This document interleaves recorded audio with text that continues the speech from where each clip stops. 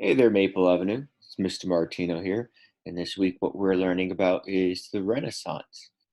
Now, when we talk about the Renaissance, the place where it begins is Italy. So, our learning target this week, we're going to be able to determine what cause had the most influence on Italy for becoming the birthplace of the Renaissance. You should be able to explain which cause then had the least influence. So, what one was the best one and which one was the least influential. And within this, you should be able to identify what those main points are, summarize the main criteria, and judge which ones had the most and least importance. So, before we go any further, we have to talk about what is the Renaissance. Uh, as we can see here, it's a time of creativity, social and economic, cultural change within Europe. Remember, we came from the medieval world where it was very dark during this time. There wasn't a lot of learning or learning outside that of religious reasons. And this is going to change it during that time period. We left off last with the Black Death and the Crusades, which really turned Europe on its head um, and exposed Europe to the new world once again, to the world once again, and said, "Oh, wait, there's actually more than just us here." Um, One of the big things within the Renaissance is a word that means a rebirth. What was rebirth? Well, the classics were brought back. We see here it's a reawakening of the classic learnings of the ancient Greek and Roman era. So, this is what comes about from this Renaissance period. Without the Renaissance, we wouldn't have statues such as what you see over here from Michelangelo, the statue of David, or the Mona Lisa from Leonardo da Vinci right over here. So, without this era, we would not have a lot of the art pieces that we have today and a lot of other things, but these are two things that stick out in mind when somebody says Renaissance. So, what were the main reasons for Italy becoming the prime location or the location for the Renaissance? One of them is prime location. As we knew during the Crusades, all the trade came through Italy. And because of this, it really was an ideal location. As we can see on this map, it is surrounded by water. It is surrounded by a lot of ports. So trade is going to be one of the big pieces that make Italy and its geography that make Italy um, primed for the Renaissance. Here's some other things that this is actually from Discovery Ed. Because of this, they get spices from all over the world, silks. Merchants are going to become rich from the trade in this area.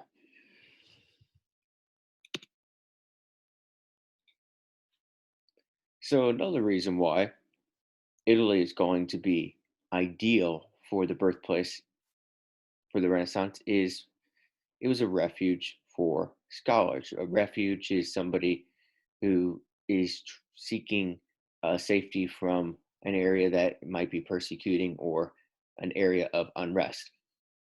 And when the Byzantine Empire fell in 1453, Italy is going to take all those, or a lot of those, um, well educated people in. And with that, they brought a lot of the classics with them, those classics being Greek and Roman ideas from the past. That, yes, a lot of them, as we know, started in Italy, but because of the Dark Ages, the medieval period, not a lot of it was kept. And with these people fleeing back to Italy, they bring these works with them.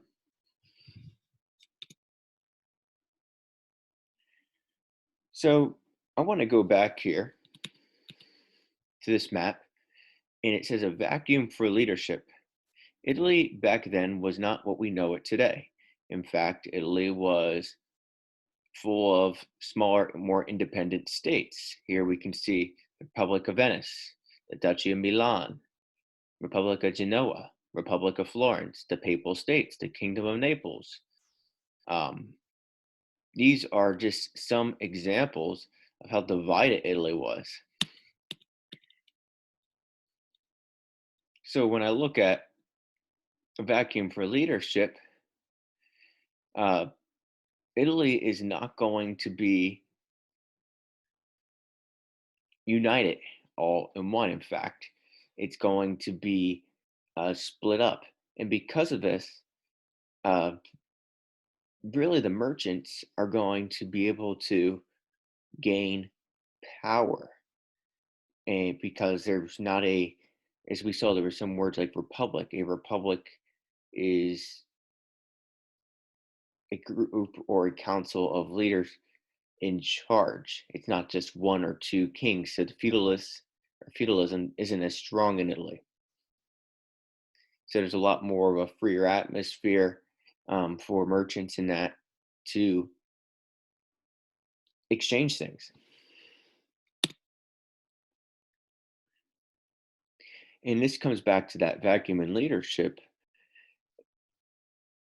Feudalism was not very strong in Italy. Some of it was because of its landscape. It was very mountainous and wasn't good for farming, which feudalism thrives on. Um, so the big point is Italy doesn't have feudalism, and instead, what takes its place? We see merchants rise up. So there's a vacuum of leadership, if you will. Another point, this is an interesting point, is the influence of the church. Because merchants had this money, they weren't as reliant, if you will, on the church, which is kind of ironic because in that one picture we saw the Papal States, and we know that the Papal States are run by the Pope, and we know that Christians during the Middle Ages, or the Pope, excuse me, the church is going to be very influential during this time period. But really, in this time period, or at least within Italy, because the merchants have more money, they start spending it on other things. I really think this is an important point here at the end, where it says the noble merchants of various Italian cities have built up so much wealth over the centuries, they could better afford to patronize the arts and sciences than almost anyone else.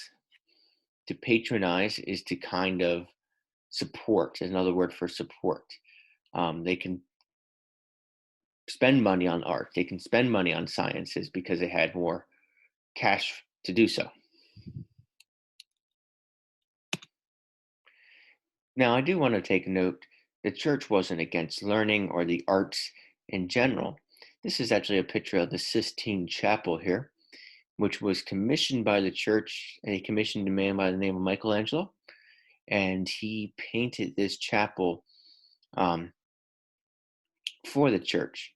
I think the big point that we need to make here, though, is that there was other people who weren't solely interested or solely um, focused on just making religious items. There was, as we can see here, learning of the sciences as well.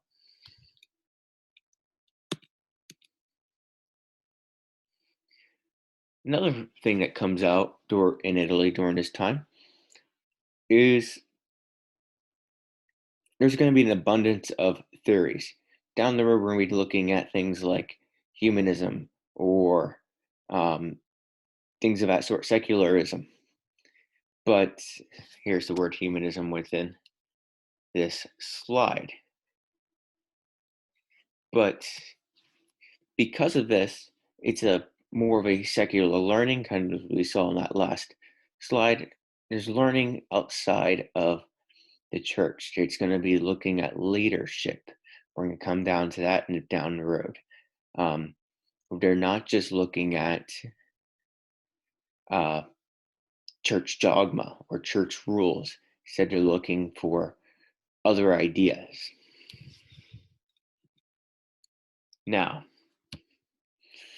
what I want you folks to do is in the discussion board, there's going to be, I want you to make a discussion. As you saw, each one of these topics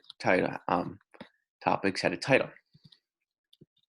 Read through them again, and you're going to say that pick one of them that you thought was the most important. So Italy became the birthplace of the Renaissance because of its location.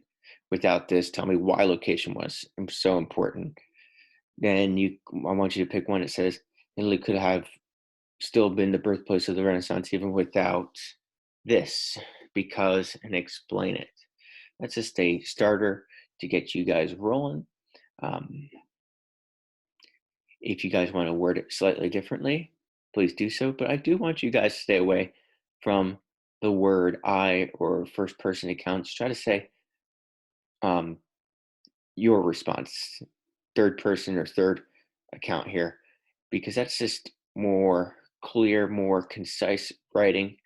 It's when we talked about brevity, you don't need to restate who you are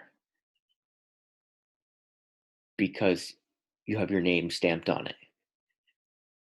Just take a moment to take a look at this as a way to stay away from statements like I and that.